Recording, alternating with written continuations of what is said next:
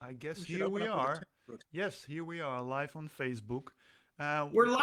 yeah, we're live. Jazz Welcome, hands, jazz hands.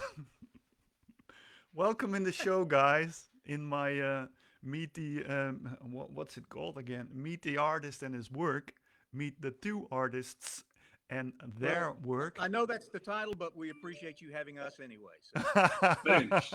Did I pronounce that well?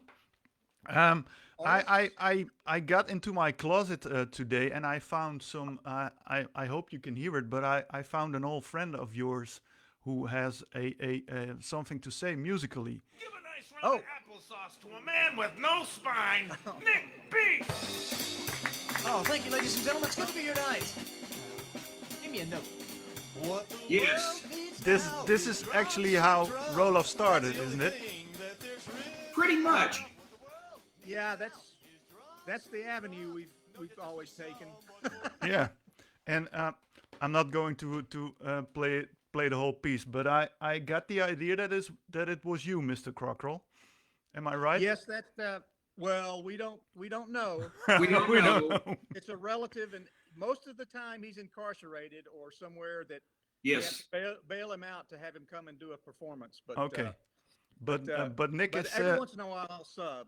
And, but Nick is and, still in the area. there. He is. There he is. We were thinking Brooks thought I should have that get up on when we got on today, but I opted not to. But he's still around and he's still alive and kicking. He's Nick, still alive. he's doing gigs all over Southeast America. Okay. In fact, we So, have, you a, know. And So we have a Christmas greeting we'll probably put back up okay, on an e-blast soon that That's he cool. has. I am the first thing I want to do is see if there's anyone online already, and there are some people online already, and I'd like to ask to everybody who's online, maybe you can put a small yes in the chat if you can hear us, because I think that's the most important thing. You don't have to see our heads, but if you can hear us, that would be nice. So if you can put a small yes in the chat, we're running a Facebook chat besides the images of these three persons, and if you're live with us and you're can hear us, yeah, Herman says yes, he's with us. Okay, so we're live with Chris Brooks underneath me and Chris Crockarell right beside me. Everybody, now, everybody is that from their own homes. And Mr. Show and Marching Music right here. Here we are. Mr. Marching Music, a Okay. man that needs no introduction. Yeah, welcome, guys. Thanks. Thank you. Thanks Thank you for for having being us. with us. About maybe it's the way I've got my computer set up, but what I'm looking at, Croc and I are both on top of you, so to speak. Oh my gosh. Um, Well, I'm upside down, so I don't know what's I going on. don't know if I'm comfortable with that. well, I don't know how Anyway. to change that. So, Well, thank you for having us. Yeah, no problem. Thanks that you took some time to do this with our customers, and and it's 8 p.m. where you are. yeah, Holy cow! I just had my evening coffee, and Evening coffee. yeah, and Mr. Freitag says howdy from Tennessee. I talked to Mr. Freitag a Yeah. few minutes ago, and he told me that he was going to visit us. He's I just blocked his call when he called me. he's with us anyway. I did a show with him 2 weeks ago, like this. Yeah, we were going to talk to you about that, man. We thought it was a little bit, I don't know, man, that you had him on before you had us on. Oh my gosh. But Well, Should I be ashamed of myself or? class Well- before beauty. We love Edward. We love you, Edward. Of course, we do. Yes. I've been looking up your bios today just a little, and they were very small. But I had they are very small. sorry.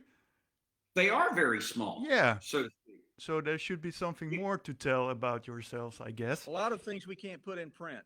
So Now you mean that you mean the content is very small, or the size of the text is very small? Both. Yes. well, what would you like to know? I was thinking about yeah, Croc. You've been studying in Texas actually. I saw, and Brooks went to school in Nashville. Are you actually both from Nashville, or are you both from another area and found each other in Nashville? What's the story about it? We're both from Nashville, Yeah. and is that what we'll do? You, me.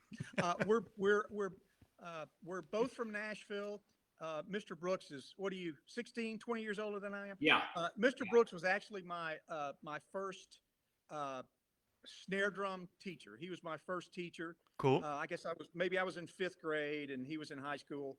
Um, but we go back that far. And Mm-hmm. he played in a rock and roll band with my older brother who played trumpet, and that's how we met. And he played at a theme park here years ago we had called Opryland. He played one of the live shows, and I used to go to the park a lot. Anyway, I took lessons from him for a while through school, and uh, one thing led to another. We went back and forth. I went to college, and he did a lot of studio work. He lived in Memphis for a while and lived in Toronto for a while. And um, anyway, I could keep talking. Brooks, why don't you take it from there? Well, it's basically, we just, like you said, we're both from Nashville. Mm-hmm. We were both in the same high school band program. Croc went through it, I think, 4 years after me. Okay. So we knew each other that way because I used to go over and work the drum line a little bit when he was there. And and a lot of the kids, I gave lessons, snare drum lessons to a lot of the kids that were in the drum line there. Mm-hmm. But as things transpired, as far as us having a business, the one of the first assistant high school band director over there, Jay Dawson. Okay. He was the guy from He's Arrangers from Publishing. Rangers Publishing. Uh-huh. And from day one, Croc and I played snare drum on their recordings. Mm-hmm. Jay called us and said, "Hey man, I'm going to start this publishing company, and we're going to record some marching band music, and would love to have you guys play snare drum." And so we started doing that, and then after a few years, Arrangers was wildly successful. It was. And they part of their catalog, they would sell drumline features, and we would play on the drumline features. And asked Jay and or his partner Jeff one day, said, "You guys really sell much of this stuff?" Mm-hmm. And Jeff spit out some numbers, and we kind of fell out of our chairs at how many little drumline features they were selling. And it was at that point, Croc and I looked at each other and went, "Man, let's start a publishing company. We should do this." And then you We made should do this." made an agreement with 1990. Arranger's Publishing Company that you were doing the drumline stuff from them. Yeah. Yeah, on the front end of that, it was all recorded live. Mm-hmm. On the way front end of it, it was all recorded live separate from the band. Yeah. And then it morphed into them doing it sort of all together. And then in 1988 or 89, Jay's partner at the time, W.C. Gore, I ran into on a gig I was on, and he said, "Hey man, can you program marching drums?" Oh God. And I looked at him without any hesitation, and I said, "Sure, I can program marching drums." Okay. I had never programmed any marching drums, but anyway, after that, I told Croc what he wanted to do, because at that point he had left Arrangers and had gone to Hal Leonard, and he was going to record a bunch of stuff for Hal Leonard, and he wanted to program. Part of the way he sold himself on to Hal Leonard was, "I'm going to do this. We're going to program these drums, and they're just going to be fantastic," and blah blah blah. And he didn't have a clue as to how he was going to get that done. Mm-hmm. But Did you? he found me and Croc and I got together and did a bunch of samples. And I had done a bunch of programming, a bunch of drum set programming, so I felt like, programming a drum line wasn't going to be any big deal. And so we got samples together and piddled around and started programming a drum line. But did it really start off with the old Akai samplers? Yes, The hardware Akai S900s. Yeah, that's cool. I had two, and Croc had one, and using the three of them all together, we could almost crank out a drum line at one time because those samplers were 8 voice samplers. So you actually needed 3 samplers to put on a whole drumline feature or whatever. Yeah, pretty much. And Okay. the Elise. Yeah, we would use a little Elise's HR-16 for some of the sounds. Yeah. And and it sort of evolved over time as far as the sounds went. I think it was about, I don't know, maybe 10 years ago, maybe longer, we actually redid a bunch of our own samples. And by that time, Virtual Drumline was out there, and there were a couple of other sample libraries out there, but everything that you hear on our recordings belongs to us. And we've never sold them. I've never given them to anybody. They're our samples. But you sold them. You sold them to Finale. One. Finale. They're in the Finale. Yeah, program. They're using it. Yeah, I take back that statement. We did give Finale some sounds. Yeah. But around 92 or 93, we jumped into the concert material. That was from day one. That's all been multi-tracked in the studio. And yeah. All of that you hear is 98% live. So. And then in the 90s, the comedy came in as well, or how did that happen? The comedy came in from day one. Okay. When we went to record our first marching project in 1990. Brooksy had some credits at a studio. I don't know what the deal. I guess the guy ran out of money. So Brooks went to this guy and asked for some studio time. So we went in and we used our first engineer, Kent Madison, who's in Florida now. And we went in and we had these 9 marching features in 1990. So we were in the studio, we were recording them. And at that time, band directors were just getting inundated with cassette tapes and recordings, and it was just blah, blah, blah. Just tons of that stuff getting sent to them in the mail. Of course, there was no internet. So we were in the studio and we thought, well, we need to do something different that's going to make people listen to this stuff. Yeah. So we had Kent had a sounds library, and I remember there was one called Grime Busters. So we had a vacuum sound sample that we played before that tune started. And the first year, there were just kind of little samples before each tune that had something to do with something. And so the next year, it evolved into a radio show with a very famous character, Johnny Stick, which we started with, who is played by Randy Moore. That's a guitarist I was in a rock and roll band with. And from there, the shows just got more involved and became thematic more. And everything was built around, in a very cheesy way, every ensemble. And we, whatever the title would be, we would write a little script ditty that would introduce the title. And we've done everything from Love Boat to but actually just tons of different Survivor, Who Wants to Be a Band Director, for Who Wants to Be a Millionaire. So we did that for quite a while and kind of developed a reputation with the directors that we were a little bit off key. But sometimes, so, there you go. But sometimes I get the idea that the comedy is taking more time to write and to think about than the music. Well, it used to. When we started out, we would spend about a week recording music, and then there was another 3 or 4 days. We'd probably spend a full day doing all of the comedy bits in the studio. Yeah. And then we would with Kent, we would piece everything together. It would probably take 2 or 3 days. So it almost did.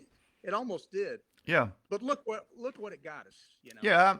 Look where you are now.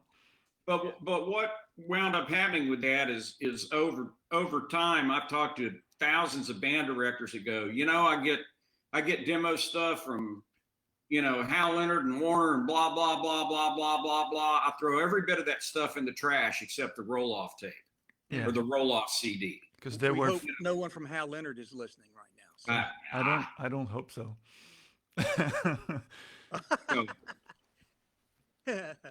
Just because it was funny. Yes. And Mr.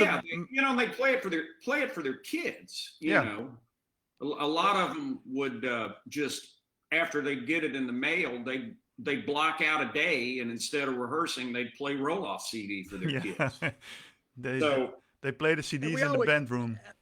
I mean, the whole time we were doing this, the purpose was when we were in school, there weren't, I mean, there were percussion ensembles. There weren't a bevy of them, but it's not really anything. There were a lot of things out early on that maybe weren't things that, you know, your parents, if they came to a concert, they'd listen to, and it would be a percussion ensemble. We wanted to get more into the things that sounded a little more entertaining, Mm-hmm. still musically stimulating, but so we started doing some pop stuff and a lot of novelty stuff. Stomp was coming out, and so we started doing a lot of novelty stuff, trash can things and broom things, which worked real well and still does, works real well for us. So, but we wanted to kind of make it entertaining for the directors, the audience, and especially the kids. Mm-hmm. And that's been the key to the success for 31 years, I think. Yeah, it was 31. last year. and I'm only 35.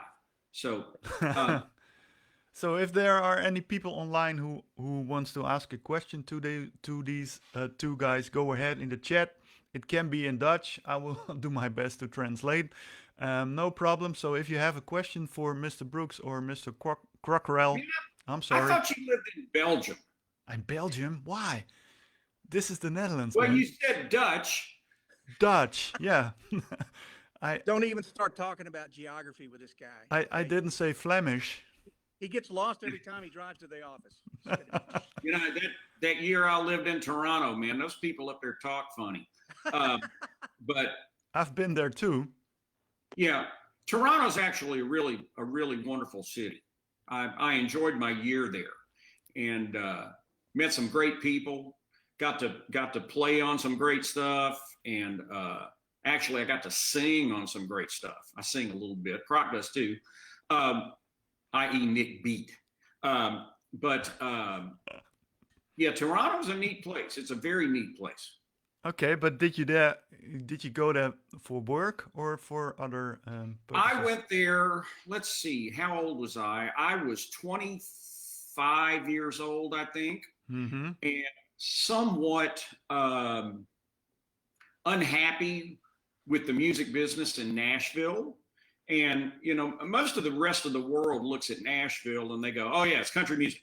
Yeah. Well, it is country music, but it's probably the most diverse place there is as far as things that get recorded.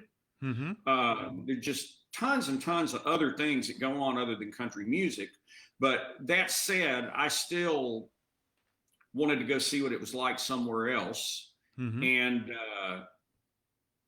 did not want to go to New York or Los Angeles. Those are really difficult places for a drummer to survive. And I had a couple of friends in Toronto, and they suggested that I come up there. So I did. I went up there for a year. I fell in with a really, really fabulous bass player, a guy named Tom Zesniak, who is kind of like the, you know, Joe Osborne of Toronto. I mean, he Mm-hmm. played on everything up there, and Tom took a liking to me, and I started getting on session dates that he would give people my name. And then, like I say, I also mentioned I sing a little bit. So what you did back then, if you wanted to get singing work, you had to put a little demo tape together, and I had a little Mhm. demo tape, and I wound up getting a little singing work too. So I was Okay, that's cool. having a fine time. And what did So, you do then? Frank Sinatra impersonator? Or Frank Sinatra, not exactly, but He had a Frank Sinatra album, I think. yes. Okay, so But anyway, like I say, I really enjoyed my time there, and the music business was just really, really alive there. And you know, the music business there now is like the music business everywhere else. You know, people do it sitting in front of a laptop. So yeah. not all of it, but a whole lot of it. Yeah. So, but there's still friends I have there that I stay in touch with. It's cool, you know, and was a lot of fun. It was a good year of my life. Yeah, because I read that you were very young, a professional musician already, played in bands, did do studio gigs, and all that kind of stuff. How come you were so young? 16, 15? I guess I was fortunate enough at that young age to, of all things, I used to go just play at jam sessions, Mm-hmm.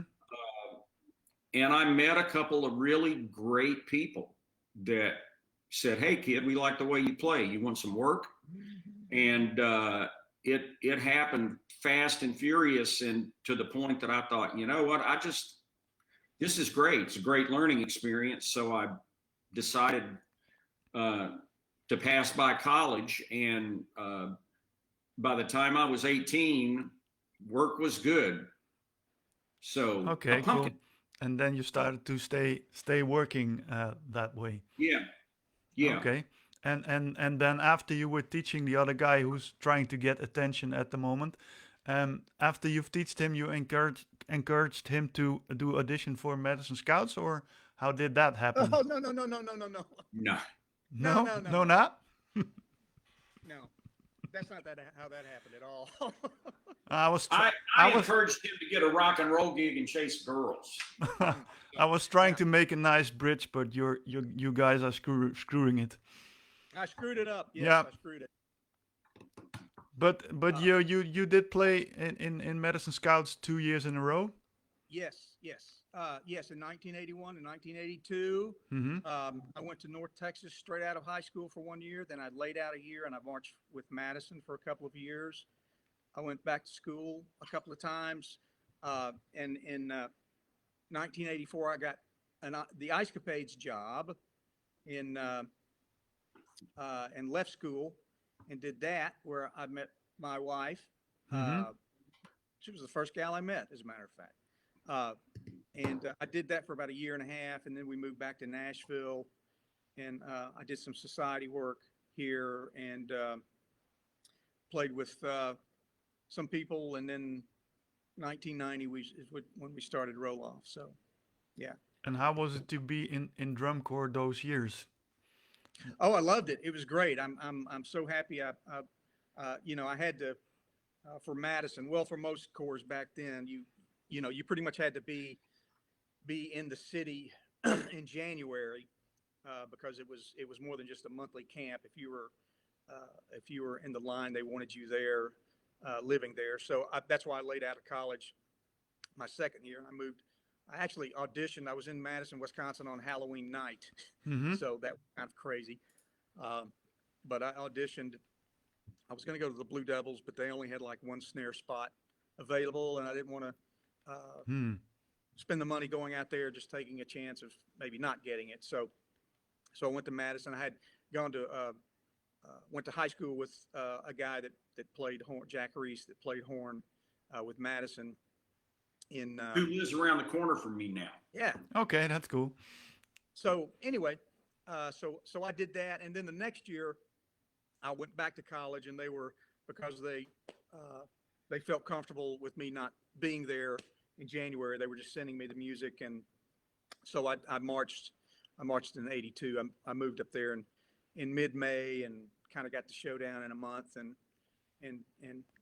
marched in '82. So actually, And you had to live there the whole year from January until summer, uh, yes, back then that's kind of and then if you you had were like you a were if guest. you were in a drum line, they wanted you there for the most part. So Uh-huh. And then you were yeah. living with a guest family, or you needed to find your own Yes, thank place. you for bringing that up. A sweet couple, Jim and Jean Seafeld, who have both passed away, but they were uh, great people. They didn't have any kids, and they had a huge basement, and they would have there would be curtains downstairs in their basement, and they would take on 12 to 16 kids down in their Really basement. They cool. fed us all. Uh, a very sweet couple, and that's probably still what they do. The families just take these core kids in, but they did that for years. Very, very sweet people, very nice people. So yes, I've stayed with some people there in Madison. Yeah. So good memories. Oh yeah, It's a wonderful. whole different story of what you hear now, because when kids from Europe are playing in drum corps, they're flying like in for January camp and returning back home and flying back again in for the Right. next month camp. It's Yeah. like Yeah. it's a totally different story. Yeah, my second year I drove. I did a camp. There were a couple of guys in Texas. I was down at North Texas, and there were two or three of us in that area, and we drove. We marathoned from Dallas to Madison, Wisconsin, Mm-hmm. uh, and then did a weekend camp, and then just kind of and came back. It was kind of crazy. And how We what we how didn't. long is the There was drive? always somebody's foot was always on the accelerator and the wheel. We just kind of swapped as we were going. But how long was it from Madison to Dallas? A ways. I'd say. Oh, I don't know. Dallas is Dallas is 10 to 12 from Nashville. So I don't know. Oh my God. 18. Yeah. Yeah. My God. So we probably left one afternoon and just hoofed it. But Yeah. yeah. And then you need to Yeah, I go had a great drive time. back when you had had a full weekend rehearsals because you're Right. exhausted already. Right. And then drove all the way back for class. So, Mhm. but you know, when you're 20, you can do that. Yeah, I know.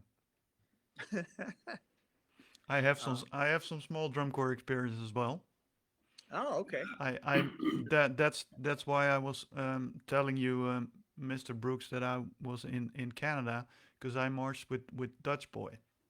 Oh, Dutch boy. Yeah, What years did you march? I marched in '93 with Bill Okay. with Bill The Backman Wires? and Okay. with LD Crouch and Matt Savage was the percussion caption head. Okay. Yeah, He still owes us money, you know. really. No, no, we love Matt and his lovely wife. We love them. Yeah, I Yeah, met. Dutch boy. That's right. Yeah. Yeah, So, so we weren't on the field together then. probably. You're a little younger than me. Yeah, Mom, just about 10 years. Right. Yeah, you're from 61, isn't it? No, I marched in 81, not No, but 61. you are from 61.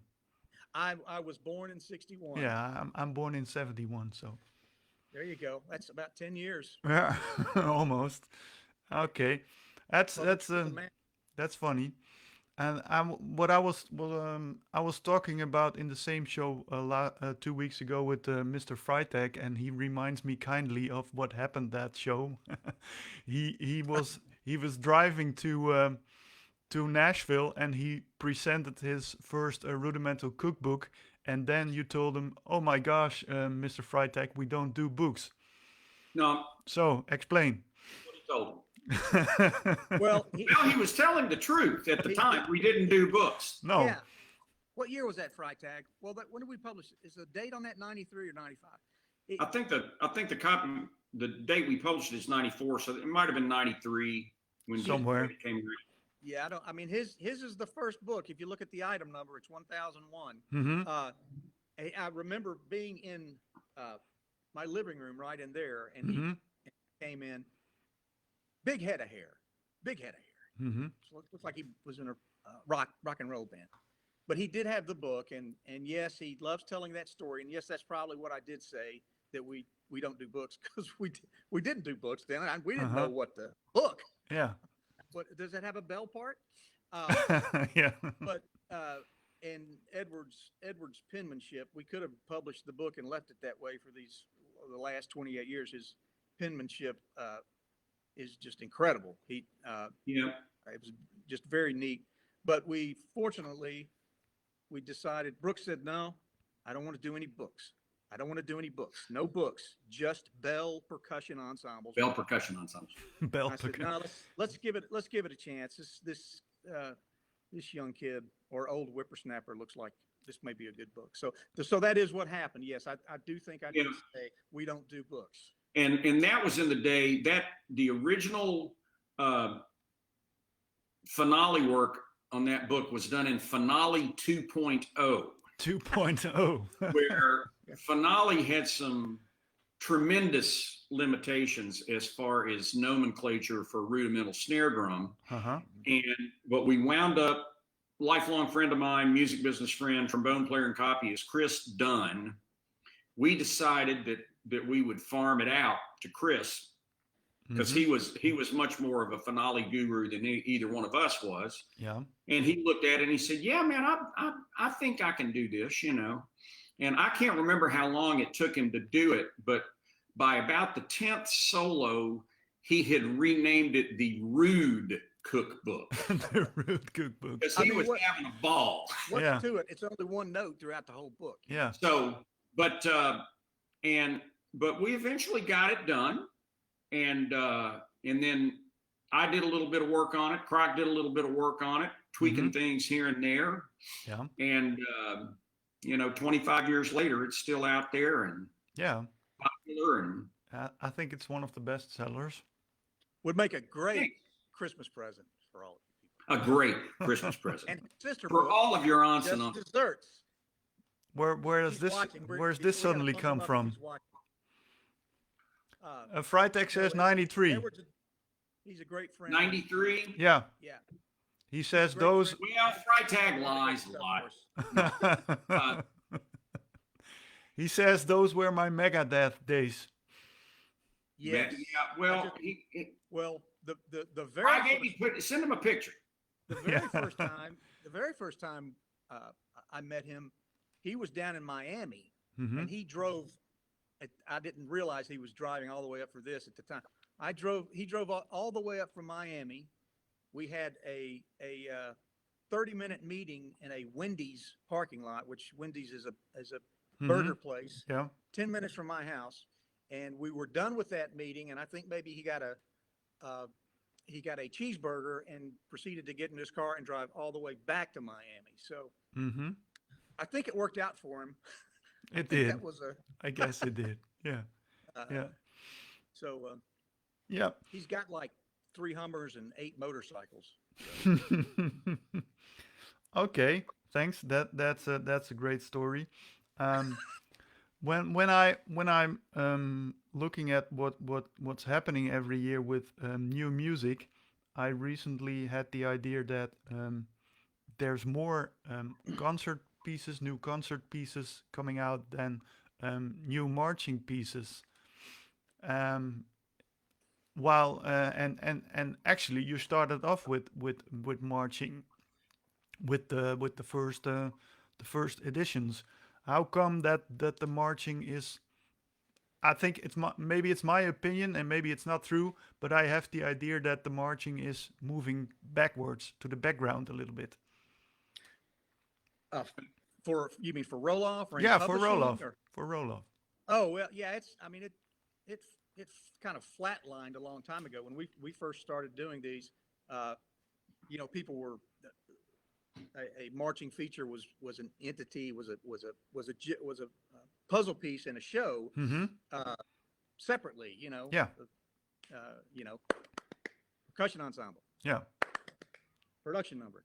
And so we had ensembles that were a minute and a half long that included, full front ensemble. We had a bunch of different levels, Mm-hmm. and we sold tons of those. And it's, just over the years, it's evolved into something totally different where it's not that we don't sell that literature much anymore, but we've, over the last few years, we've kind of gone back into doing shorter things, some that are just battery that would be with, the way things are done now with kind of features are done within a production number and not just a separate entity. So that changed. And then you've got, there's so many instructors. Did I say instructors? Mm-hmm. Instructors that that do their own writing. Yeah. And everybody wants they just less of the custom arrangement thing and that possibility of going to a marching show and somebody's playing Zimbabwe here and then somebody's playing Zimbabwe from another county. So yes, it has evolved over 31 years. So But no, we still do some marching and still have a huge catalog for that stuff. yeah, but We do, but it's interesting, and this will allow us to get in a plug. We sell a lot of stuff, marching stuff, through the wintertime. Kids that are doing indoor drumline. yeah, that's what I was going to ask as well. We've Yeah. taken our library and put a bunch of shows together. Mm-hmm. And the thing is, you've got your WGI kids that, Mhm. you know, compete at the highest level, and all of that music is going to be custom written. But for every one of those drum lines, there's probably 20 drum lines that the director's going, you know, my kids want to do this, but I don't have the time or the money to do it at that level. Mhm. And that's where we come into focus, Yeah. you know. And they'll look and they'll buy one of our shows, and there are a couple of people out there that can write drill for them, Mhm. and they can participate in indoor drumline without having to spend $50,000, which Yeah. is what all the high end kids do. Mhm. So, and the high end kids, it's very integral for all of that to be, you know, original music, and nobody else is doing this, and you know, but with us, you know, and I talk to lots of band directors, you know, and they'll do it and they'll go, yeah, we go to 3 contests, you Mhm. know, and we don't at all have in mind that we're going to wind up in Dayton, Ohio in April. Mhm. You know, that's not why they're doing it at all. Yeah. They're doing it for more just fun, Yeah. as opposed to that really high end competitive thing. And speaking of which, we have 2 new indoor shows that just went up on the website. Yeah. Easy So, number 35 and medium number 24. Yes. So you know, that's been good. It's allowed us to keep the drumline stuff alive, because like Croc said, it used to be when we started, the way people put shows together, there was going to be a minute 15-second, minute and a Yeah. half For the drum line. percussion feature in the show. Mhm. Period. That's just the way it was structured. And what they do now, if they feature the percussion at all, it's written into an original show. Yeah. And I went up last year, went over one night watching the BOA finals. Mhm. They never featured. I watched 8 shows, Hey. never saw percussion feature. I was there like You know, three years ago, and I all I saw was flute solos Yeah. all over the shows. right. And you know, and even DCI now, Yeah. you know, they're still going to have their, you know, 15, 20 seconds. They're going to let the snare kids step out and show you their chops. Yeah. But that's not in an 11-minute DCI show. There's very little Well, and emphasis on think- featuring the percussion. Mhm. things have just changed so much, just writing wise, and what has a box that has to be checked by a judge, and there's Mhm. so many implements there that or elements that have to be put into a show. I mean, a lot of those shows. I mean, the whole thing is a percussion feature. Yeah. You know, as you know now, it's the writing has changed obviously so much. Yeah. For whether better for worse, they're just there's a lot more note ramming, but it's like, you know, if if they want to score, they're going to have to play the game.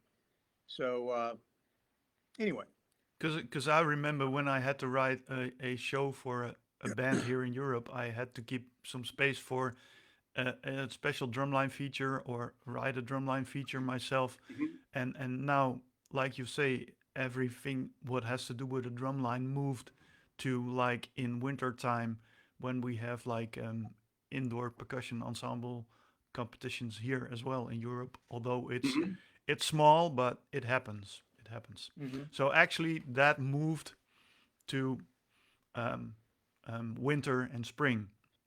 Mhm. Yeah, yeah. Mhm. If there's anyone who's with us who has a question for these guys who are with us tonight from Nashville, go Just ahead. don't take a question from Freitag. No, but he's writing everything. I think my whole screen is full of comments from Freitag. Oh, I thought you were going to say complaints. No. Comments. Oh, comments. You Okay. you can write them later. Yeah, I'll call you later, Freitag. Well, while there's a pause, we would like to do a plug for you and thank you for all your business the last, Yes. how long's it been? 20 years? I was checking it today. I think it's just under 20 years. Maybe we have an anniversary next year. So we should So we should be sending you a jacket or a watch next we next should year. celebrate that. The anniversary. Yeah. And Well, like maybe Yes. it would be wonderful to see you at PASIC next year. next year, Uh, yeah. if they, you know, You think we can travel again then? I wish. Who knows what's going to happen? Yeah. No, So nobody knows. Anyway, nobody knows. but thanks for all the business. Yeah, you're welcome. Show and marching music. My pleasure. Okay. Um, let's. You've been mentioning Tom Wallace before. Oh yeah. You have been publishing some marching and pep tunes as well at Roloff, and who came up with the idea actually? Because before that you were working with a Rangers publishing company already.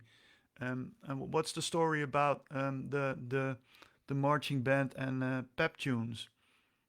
I just think it's something that as the business progressed, we thought we should do on a limited basis, and we were plugged into Jay and Tom, who are two of the best marching band writers ever, and you know all we had to do is pick up the phone and go, hey man, you want to write a chart? And they go, sure.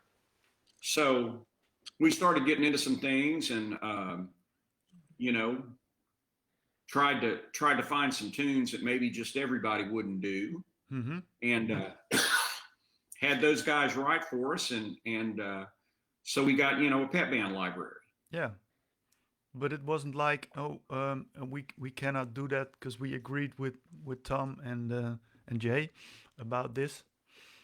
Oh heck no. No, not at all. Okay. I mean, yeah, no, not at all. They're great guys. You know, I think when in the beginning we put 2 or 3 things out that we'd play after we, you know, had them mixed and mastered, and you could kind of see they were like going, "Oh wow." Yeah. I hope these guys don't decide to go into this business. Yeah, and if you know, I don't know if you've ever. Because Jay and Tom did a lot of the horn arranging for it, so they were arranging for. They were going, we're not arranging for our future competition. Yeah. Yeah. Of course, that never happened. So, but and then I've also did a thing, a concert ensemble. We did, Rangers also does concert band music. And several years ago, we were recording this concert band thing, and Tom brought in a chart on Patapan. Yeah. And we played through it a couple of times, and Jay decided it was too difficult. Okay. There were some things about it that were going to make it not friendly to a lot of band programs. And I immediately thought, what he thinks is difficult on a flute or whatever, on a marimba would be a piece of cake.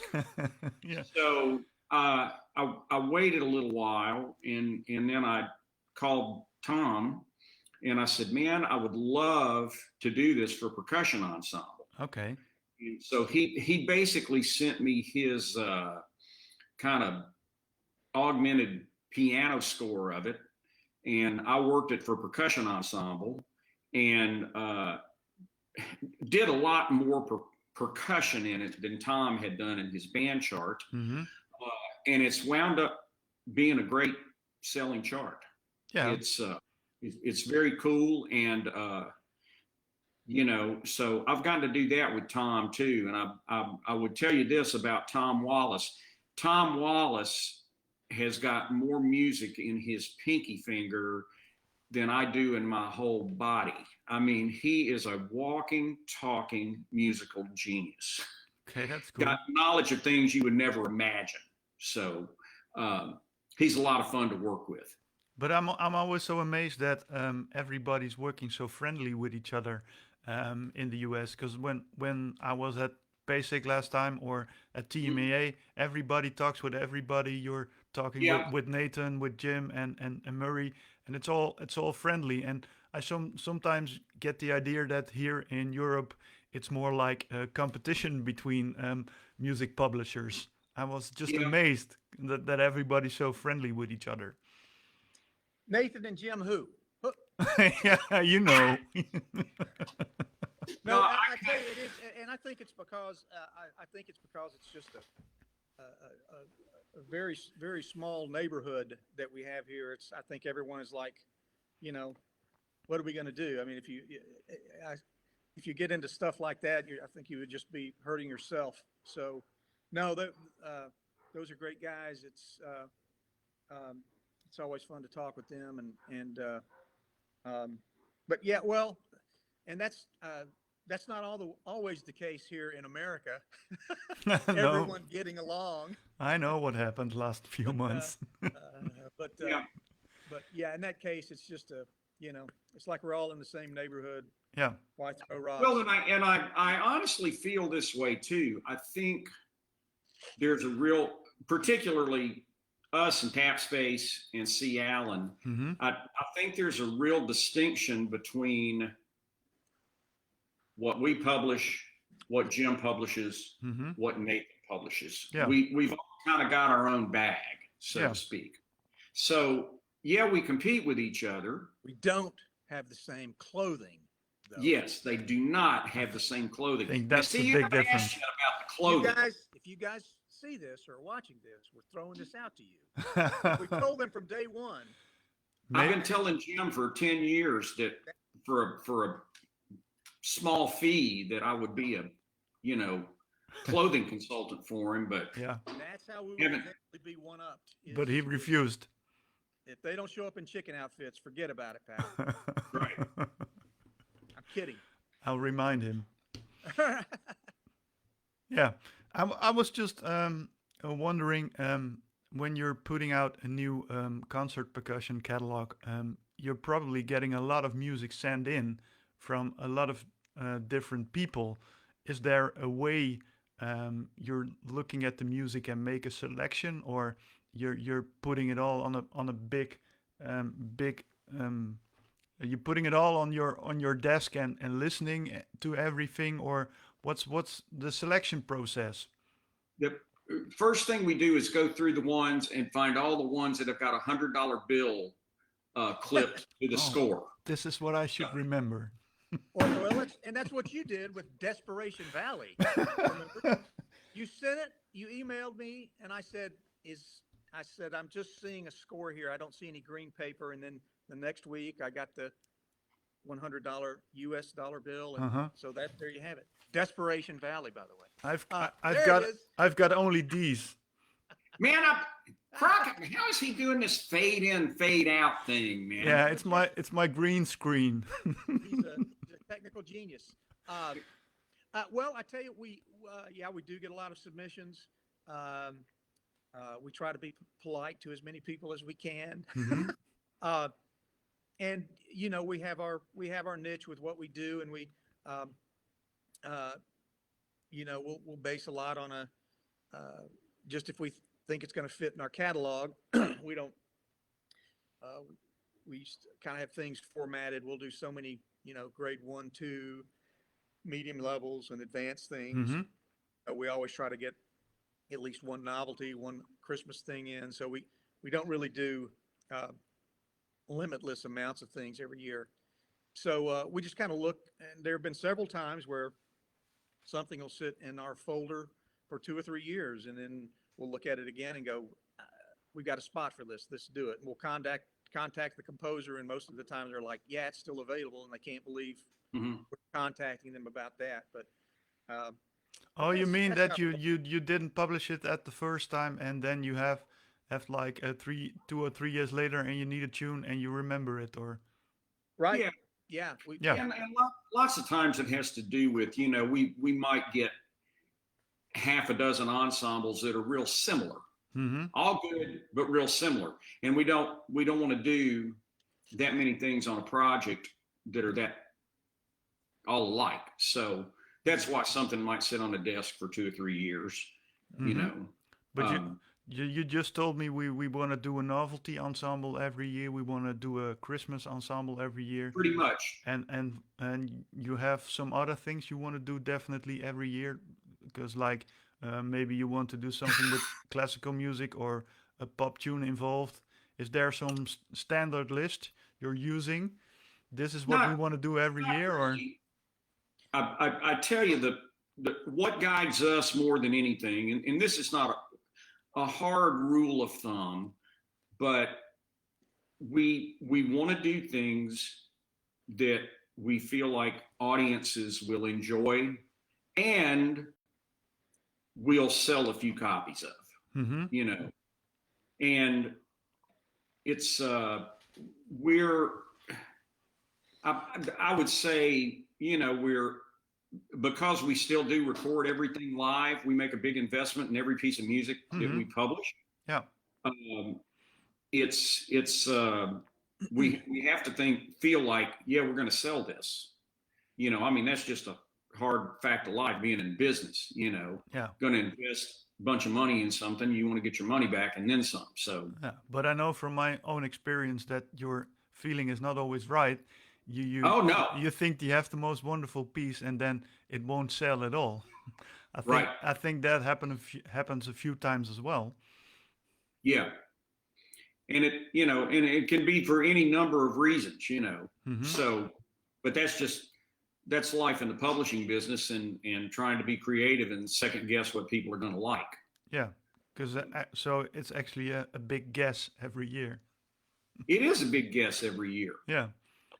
So, And there's so much stuff out there now. I mean, it's incredible how much stuff there is. A lot of times it just comes back down to the marketing, because if we still have some material that goes back a ways, that's just kind of become standard, and but there are a lot of things that I mean, that can be 15 or 20 years old, and you scratch your head and go, that should still be moving. And and it's just a matter of, there's only there are only so many programs out there. They're only going to Mm-hmm. be able to buy so much every year. There are only going to be so many pandemics come out every Every once in a 50 while. years. 100 years or so. So, but yeah, so we just have to look at everything, because Yeah. there is a limit on what we do because of the way we do it, and we just try to make the best decisions.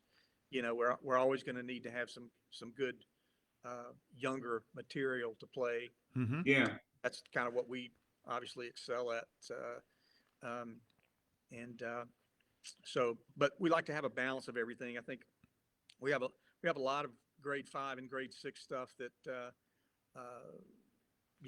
that would be quite a handful for a lot of colleges. Mm-hmm. So it's a nice variation. And Yeah. and what are the state lists on influence on what on your catalog?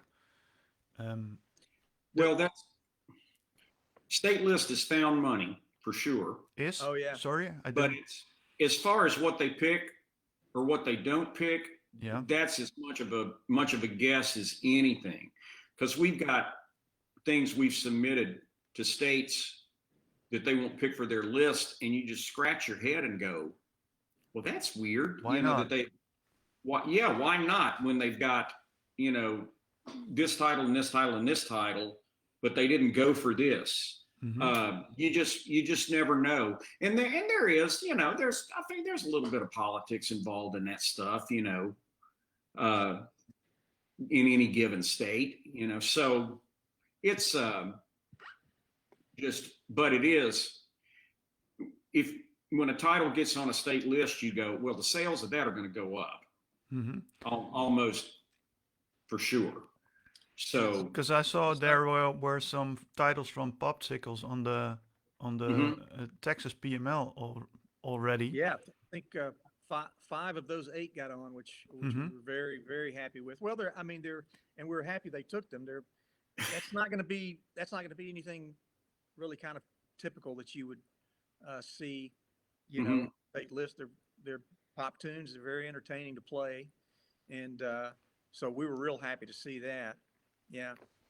Yeah. Because I managed to get some of my own pieces on the Texas PML as well last month, and Oh, great. I was just wondering how it was. I think Brian made me aware of the fact that I could send some things in, but how is this working with other lists? Because I know now how it works in Texas, but is it like the same in other states, or Yeah. No, not. It's, You mean as far as just the process? Yeah. Yeah, I mean, pretty much you just need to get in touch with the MEA state people and find out when oops. the deadlines are. You know, it can be anywhere from 2 to 4 years or 8. That long? So you just need to, you know, we kind of just keep a list of, and you know, and now people just contact us and say next year, here's the deadline. So you know, as far as that goes, it's pretty similar. Did I say similar? Similar. Yeah. Uh, you know, and it's a lot now. A lot of people are wanting. They're okay with you sending digital copies of the stuff, which we do not do. We just send hard copy. So that's changing some. We're finding. And that $100 bill attached to every Okay. score. Yeah. See, that works a lot of ways. Okay. I need to go to my bank and find some $100 bills because I only have 2 $1 bills left of my last trip to San Antonio. There you I go. have Bart in the session, and he's asking a question. Do you also sometimes write for commissions on assignments, or mostly because you just need a new title for the catalog? Do we personally? Yeah. Do you get submissions from bands or ensembles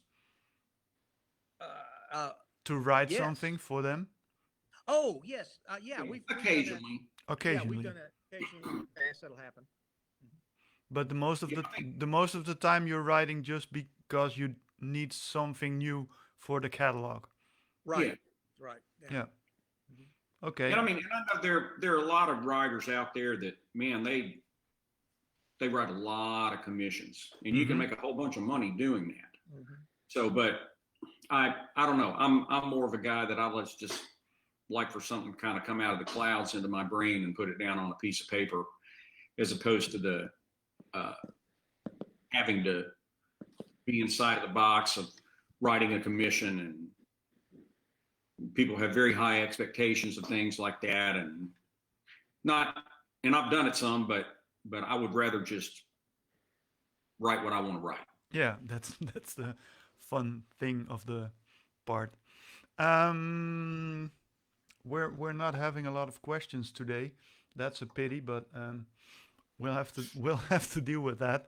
I was just wondering. You've created a successful business now, the both of you, and you're bringing out music every year. Do you have some big future plans? Selling the business within 2 years and buy a boat and sail around the world, or Together? no? I think separately, but I'm not sure. Well, I know that we have no, we've got some new plans in the works that are happening in the next few weeks. Is that right, Mr. Brooks? Is I that think what you're so. talking about. So I think we've got some new material that's coming out here shortly. But books or You know, ensembles? because normally we'll you know, we blow out the concert stuff in August, September when school starts here, and we'll get through that, and it's gangbusters through March, and then you know. We, of course, now we don't do nearly as much as we used to. The focus on marching in April for the summer and the So fall. But yes, it sounds like to me that Dirt Jam wants to buy Roloff. That's what he's really saying. No, because I was just wondering because I have 2 kids and they're not interested in taking the business over, and I'm not even 50 yet. So I have to think about. Oh, you're looking for advice. No, but I was just wondering how it's working with you guys because I don't know what's going to happen with my business in the future. And did you think about that? Do you have like guys who wants to take over the business? Because you're both more than 10 years older than me. You need to think about that. What? I mean, we definitely What think did you about say? it. And but you know, because I can imagine that you want to keep the cool things you're doing. You want to keep it safe for the future, and that Yes. that the people can still continue playing new percussion ensemble or concert percussion stuff. I was just wondering, are you thinking about the future? Um, Brooksy, you want to tell them or you want me to? Here, We wait have, just a second. we have a contract we just got from J.W. Pepper. Yeah. You wouldn't believe how many zeros are on the end of this thing. I'm telling you. No, I'm kidding. Yeah, we've of course talked about it because Brooks is obviously he's past retirement age. Hmm. So I'd rather be in the We- keep going, Brooks. In the Can't see mountains. it. Oh, okay. I can't see it here. Okay. Uh, Oh, I know. Um, I know it already. Edward says Lalo and I are going to do a joint venture and purchase Exactly. it. thank you. That Thank you. we're still working on that. He knows they where we offered live us- and he has a checkbook. So Yeah. They offered us $6 million, which is kind of sketchy. Kind of lousy So- number. We can get that price up a little bit. We might just do business with it, you know. Hmm. I mean, yeah, probably eventually we would sell the catalog. So You know, I think everybody in this business eventually, like, you know, C. Allen changed hands this year. Hmm. I know. So and you know we're really good friends with Court as well. And for the last 2, 3, 4 years, every time I see Court at the trade shows, there was dialogue about that he was getting ready, you Mhm. know, Yeah. to move on to the next piece of his life. So the problem is, and we talked to another person who sold this company a few years ago that's well known that everybody probably knows. He told us, he said you're really never going to get for it what you think it's worth. Yeah. I So, think that's the biggest That's probably problem. going to be my own personal obstacle. Yeah. yeah, Uh, it would be terrible if we had but- to take $5 million. But please don't sell it to Holland. Don't sell it to Hal Leonard. Well, you know, if Hal's listening, Because that's what Tom and Jay did, isn't it? No, no, Or they No, have they- like some they- special agreement with them. they work with them, but they haven't sold their company. Okay, no. cool. Yeah. They just So- kind of a distribution thing Yeah. Mhm. that Okay. they've done for a while. I think they're pretty happy with it. They got access to their catalog, so Mhm. for what they do, that's a big deal. Mhm. So, Mhm. Okay. but, And then you published your new percussion ensemble stuff a couple of months ago. Is there Huh? is there anything you want to tell about our customers about the new stuff? Because I think it's in here last week, or the last Oh, the- things are coming in next week or somewhere. from us that you receive from us, the new Yeah. stuff. So please promote if it's in here. We can sell. Okay. Yes. Well, it's Yeah.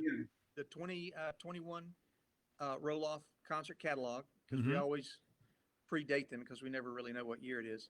And before we do that too, I do want to make mention too, and this can be done if you wanted to. I don't know if you have a link, Dirk Jan, for our social practicing sessions that we started back in March. Mm-hmm. I think we have 25, 26 of them now that were just, we had so many directors contact us and say, my kids are at home. I can't send them music, or, you know, we just started doing these things where we were, usually it would be an excerpt from a book or something, Mm-hmm. but they were free downloads with play along tracks and music. and I'll some put a link performances to the website mini in lessons. the session after it's finished, so everybody can download. Yeah, and I actually before we came on with you, I put it. It's in the first rotation at the rolloff.com homepage. Mm-hmm. If you go there, there's a place to click, and it'll list all of them where the kids can go and get the free downloads and see videos and That's cool. everything, and all of that stuff is free. So, and we're probably, with the way the news is, we're probably going to continue to start doing more of those as well. But as far as our concert project, we had a couple of new, I'll mention some, Brooksy, then you can. We had a couple of new easy things Mhm. come out, something from Ed Argenziano, as far as just percussion ensembles, grade 2, Gino's Playground, and then a hunt for El Cupacabra. Is that what it is? Cooper Chopra. El Kuba Cupacabra. Chaba. A couple of easier ensembles. We have a great, a real fun advanced trio from Dr. Eric Willie over in North Carolina. We have a video of that, of his kids performing that. It's called "Don't Look Left." Mm-hmm. And what did I write? Oh, I wrote a Christmas. What did I write? We have a funny toolbox story about that. I wrote a Christmas arrangement, Holiday Hoopla is a nice big Christmas arrangement we did. And you wrote Sfinch. Oh, Finch, Finch. which is is it a quartet or a quintet? It's a quartet. Sfinch? Yeah. Man, I thought it was for 15 players. I don't know. It's a quartet with an optional fifth player. What a guy. Yeah. It is? It's a quartet No, quartet with an quartet. optional fifth player. And there you go. That's fun. It's kind of just a quartet there. And Long as we're plugging. Are you looking at them? I wrote a thing called Clash of the Kettles, which is a piece. It features two timpani players, each with two drums, and they set their two drums up where they're facing each other, and by the time it's over with, they're all playing on each other's drums and all that kind of stuff. It's really pretty cool, and then it's written into I think about a 9-player ensemble around it. So that was my offering. But the biggest thing was Batman! Dave Steinquest did a chart on the original Batman theme. Right. Which is very cool. Huge ensemble. You can use brass players with it. You can use vocalists with it. Vocalist. It has a rhythm section. So a definite big time crowd pleaser. Lift Off from Jeremy Kane for 12 players. The grade 4 we have here. That's a fun, just kind of a festival type ensemble. And Brainstorm from John R. Hearns, more advanced thing for 7 to 9 players. That's a really cool ensemble. Brainstorm. Cosmic Whirlwind from a writer that actually was Middle Tennessee State University, Matthew Curley. He's done a few things for us for 11 players, and he always hits it on the mark. He's a good writer. A Cosmic Whirlwind. And Brooksy. Enigmatic Journey. Dan Moore's thing. From Dan Moore, which is a marimba solo with percussion ensemble. Oh, I saw a short clip of this you can just piece already. buy the solo by itself, but you can get it either way. Big ensemble. Would definitely need a skilled marimbist to play the solo stuff. But it's really great. There's a video of Dan doing it up on the website. It's a really magnificent piece. Great piece. Yeah. Okay, I hope it sells this year, guys. It took me 3 weeks to do the finale work. 3 weeks, my God. Well, a lot of back and forth. And we also have a couple of new marimba books that, well, I guess TMEA maybe. Julie Dabula has a new one out, and David Steinquest has a new marimba book out. These are here already, so they can be purchased. Yeah, they've been out for a few months. Okay, cool. Thanks, guys, for the thank you for the promotion at the end, and thanks for chatting with us. And we'll see what happens with COVID, if we can meet each other again somewhere next year. You never know. Well, we hope so. Yeah, Stay healthy.